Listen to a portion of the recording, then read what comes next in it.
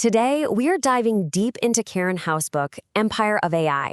We're going to use it to unpack all that drama at OpenAI and, more importantly, what it tells us about the hidden costs of the AI future we're all walking into. Okay, so picture this. It's a Friday. Sam Altman is hanging out in a luxury hotel in Las Vegas. He's there for the Formula One race. He gets a text from Ilya Sutskever, OpenAI's chief scientist, asking him to hop on a quick video call. So he joins, and the entire board is staring back at him. They fire him on the spot. The reason they give? He was not consistently candid in his communications. Super vague, right? Just boom, done. And what happened next? Well, it was one of the wildest, most public boardroom fights in Silicon Valley history. Let's just break down this absolutely insane 5-day crisis. So on Friday, Altman's out. By Saturday, his house has basically become the war room for a counter coup. On Sunday, they name a brand new CEO. Then, Monday, nearly the entire company signs a letter saying they'll all walk unless Sam comes back. And by Tuesday, it's all over. Altman is back, the old board is gone, and co-founder Greg Brockman posts this team selfie that just says, "We are so back." What a whirlwind. So this gets us to the real question, the one everyone was asking. Why? Why would you fire the star CEO of the hottest company on the planet, right at its absolute peak? It makes no sense. The official story felt so thin.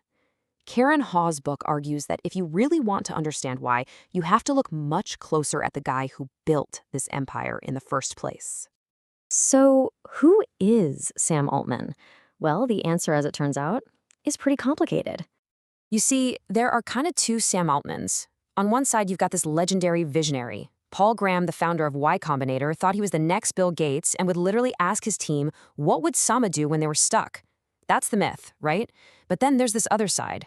Hao reports that colleagues from his very first startup accused him of basically working for his own gain.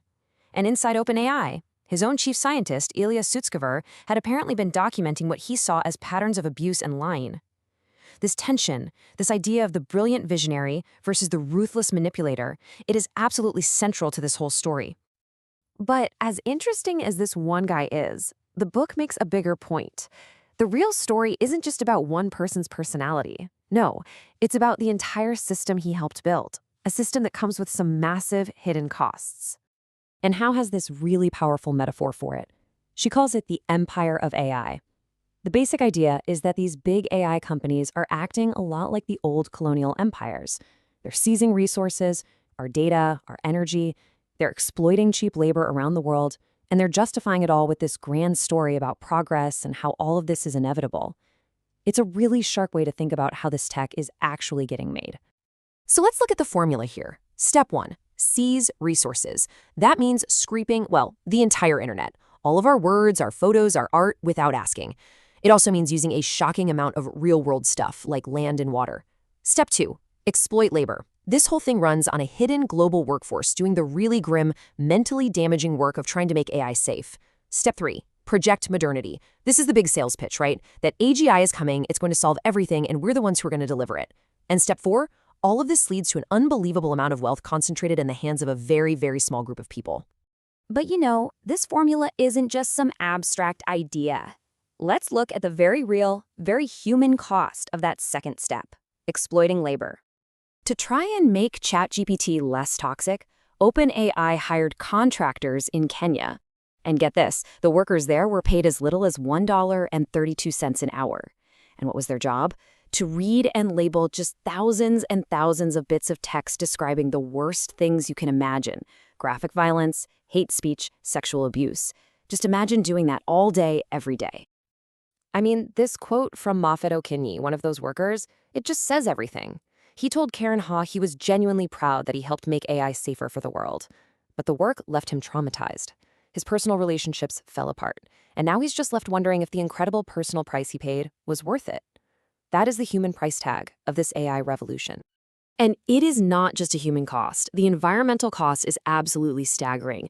When they were training GPT-4, Microsoft's data centers out in Iowa used millions of gallons of water during a local drought. In Chile, Google wanted to build a data center that would use over 160 liters of fresh drinking water every single second, in a country that's in the middle of its own historic mega drought. These are the resources that are fueling the empire. So, how does all of this, the hidden workers, the drained rivers, how does that lead us back to a boardroom coup? Well, that whole blowup wasn't just about Sam Altman's personality. It was a deep ideological fight over these exact costs and just how fast the company was racking them up. Inside OpenAI, you basically had two warring tribes. You had the boomers, which was Altman's camp. Their whole philosophy was iterative deployment. Ship products fast, get them out in the world, dominate the market, and we'll figure out the problems later. But then you had the doomers, the safety crew, led by Ilya Sutskever, and they were terrified of existential risk. For them, if you don't get an AI perfectly aligned with human values before it gets smarter than us, it could literally wipe us out. So for them, saving humanity has to come before profits, before market share, before anything. And this is the absolute key to understanding the firing. The doomers saw Sam Altman's relentless push for new products, his aggressive deals, and what they saw as his dishonesty, they saw it as a direct threat to humanity.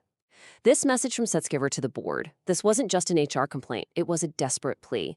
He truly believed that the guy leading the charge towards superintelligence was way too reckless to be trusted with the fate of the world. So the coup, it was their last-ditch attempt to hit the emergency brake. But as we all know, the coup failed. It failed spectacularly. The boomers won. Sam Altman came back even more powerful than before, and the company is moving faster than ever. But here's the thing. All those fundamental problems that Karen Hao's book brings to light, the exploitation, the resource strain, the incredible concentration of power, they didn't go anywhere. If anything, they're just getting bigger. And that's really where this leaves us. The book argues that AI isn't some force of nature that's just happening to us. No, its future is being built right now by the choices of a tiny handful of people.